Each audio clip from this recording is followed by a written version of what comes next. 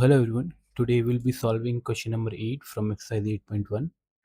So सबसे पहले question read करते हैं. हमें गिवन है कि 3 cot इक्वल्स टू 4 और हमें चेक करना है कि वेदर जो भी LHS में लिखा हुआ है is it equal to whatever that is written on the RHS. So ये चीज़ और ये चीज़ इक्वल है क्या, हमें ये चेक करना है. तो सबसे पहले क्वेश्चन सॉल्व करने से पहले हम जो करते हैं कि जो भी हमें गिवन है उसे लिख लेंगे. तो हमें गिवन है 3 cot A इक्वल्स टू 4. हमने एक ऐसी प्रॉब्लम पहले भी सॉल्व करी है, तो जहाँ पे 3 यहाँ पे अभी देख सकते हैं हम मल्टीप्लाई में है, उधर जाके डिवाइड हो जाएगा. सो cot A इक्वल्स टू क्या हो जाएगा, 4/3. ठीक है, मैंने फार्मूला पहले से लिख के रखा है यहाँ पे. तो एज यू कैन सी कि tan क्या होता है P/B, तो cot क्या हो जाएगा B/P.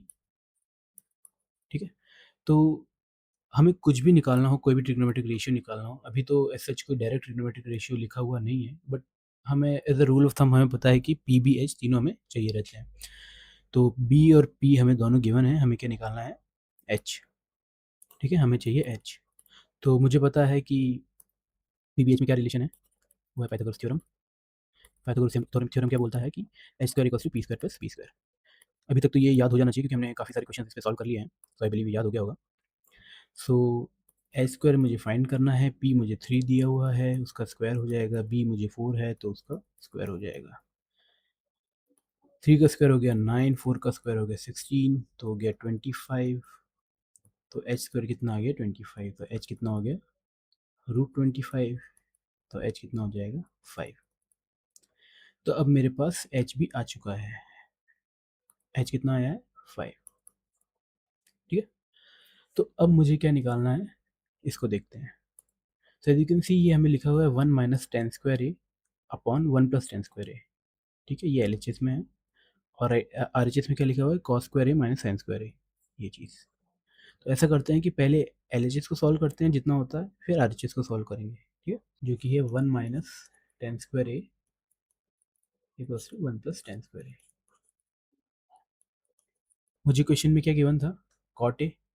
ठीक है, जो कि था 4/3. तो टेन ए क्या हो जाएगा, इसका रेसिप्रोकल. तो टेन कितना हो जाएगा 3/4. तो टेन ए कितना हो जाएगा 3/4. तो बस अब मैं बस वैल्यू यहाँ पे प्लेस कर दूंगा, टेन ए की जगह 3/4 कर दूंगा.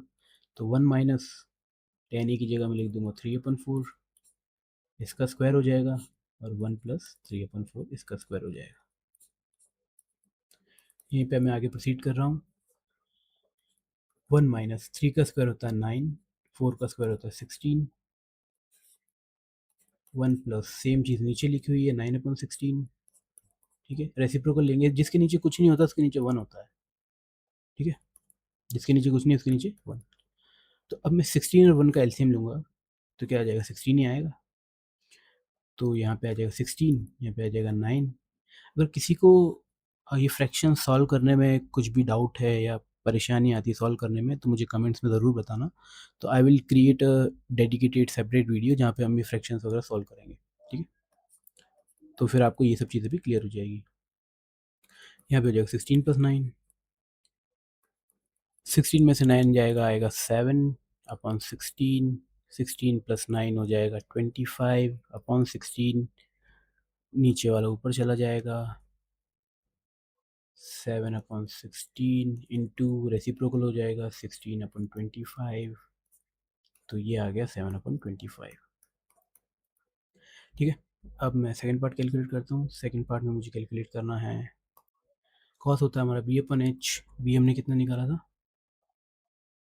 बी हमें गिवन था 4. तो ये हो जाएगा B/H मतलब 4/5. एच हमने 5 निकाला था. ये होता है P/H. पी हमें कितना दिया होता है 3, और नीचे आ जाएगा 5. 4 का स्क्वायर करेंगे आएगा 16, 5 का स्क्वायर करेंगे आएगा 25, 3 का स्क्वायर करेंगे 9, 5 का स्क्वायर करेंगे 25. एलसीएम आ जाएगा 25, कॉमन है. 16 में से 9 जाएगा, आएगा 7/25. तो मेरा आर एच एस जो आया है वो आया है 7/25, और जो मेरा एल एच एस आया है वो भी आया है 7/25. तो मैं देख सकता हूँ कि L H S is equals to R H S. ठीक है, तो मैं क्या बोल सकता हूँ, दोनों को कैलकुलेट करने पे LHS इक्वल्स टू RHS, तो मतलब हमें चेक करना था दोनों इक्वल है कि नहीं, तो हाँ दोनों इक्वल है, तो हेंस प्रूव्ड कि हाँ दोनों इक्वल है. So this was question number 8 from exercise 8.1. Thank you for watching. See you in the next one. Bye.